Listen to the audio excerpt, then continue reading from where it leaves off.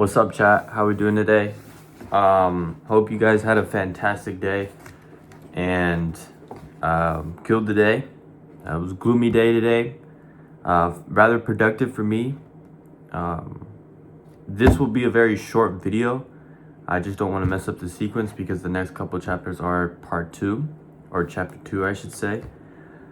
Without further ado, let's get into it. There may be a good chance that I might start the next chapter later tonight, depending on how basketball goes. If I come back in a good mood, we'll see. If not, maybe not.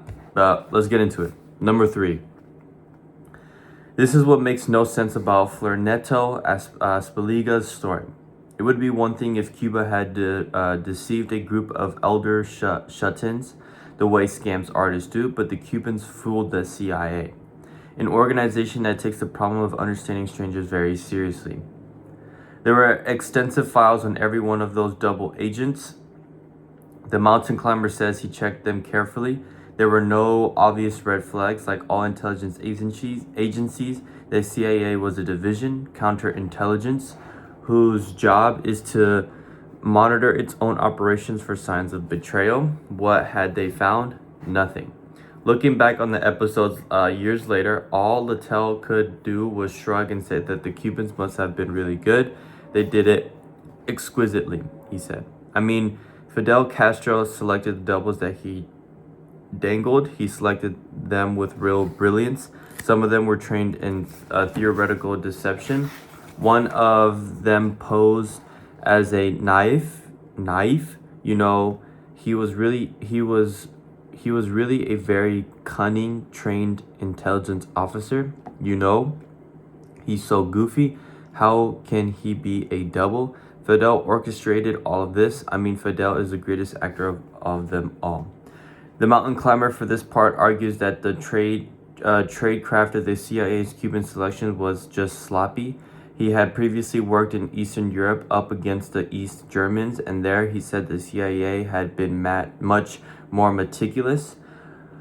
But what was the CIA's record in East Germany? Just as bad as the CIA's record in Cuba. After the Berlin Wall fell, East Germany spy chief Marcus Wolf wrote in his memoirs that by the late 1980s, we were in the inevitable position of knowing that not a single CIA agent had worked in East Germany without having been turned into a double agent or working for us from the start.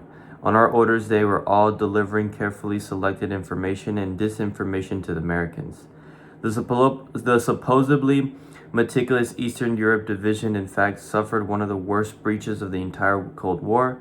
Ulrich Ames, one of the agency's most senior officers responsible for Soviet counterintelligence, turned out to be working for the Soviet Union. His betrayals led to the capture and execution of countless American spies in Russia. El Aspineta knew him. Everyone who was high up at the agency did. I did not have a high opinion of him, the mountain climber said, because I knew him to be a lazy drunkard. But he and his colleagues never suspected that Ames was a traitor. It was unthinkable to the old hands that one of our own would be beguiled by the other side the way Ames was, he said. We were all just taken aback that one of our own could betray us that way. The mountain climber is one of the most talented people at one of the most sophisticated institutions in the world. Yet he'd been witness 3 times to humiliating betrayal, first by Fidel Castro, then by the East Germans, and then at CIA headquarters itself by a lazy drunk. And if the CIA's best can be missailed so completely so many times, then what of the rest of us? Puzzle number 1. Why can't we tell when the stranger in front of us is lying to our face? And that is chapter 1. The previous video that I had mentioned, I feel like I couldn't really pick up on what was really emphasized on why the story was being told. But with this last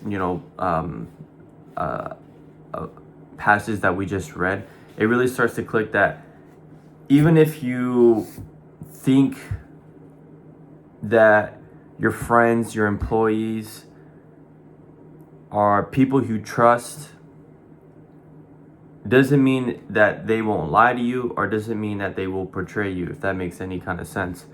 And now that's a very base level. What's really being expressed here is that even at the highest level of a CIA, being betrayed by their own employees or by their own CIA agents really goes to show that at the highest level that still happens, and at our level, of a stranger's level, of our own family, our own friends, our own co-workers, what stops them from lying to us or betraying us? But I guess the main point that is being addressed here is how do we, I guess, detect that at a sooner rate, or how do we surround ourselves with people that aren't going to be double agents, if that makes kind of sense. I think that's my assumption, and that's probably why the last question is puzzle number 1. Why can't we tell when the stranger in front of us is lying to our face? So yeah, we'll see if we'll be able to answer that question in chapter 2, but maybe see you guys tonight, maybe won't. We'll see. Peace.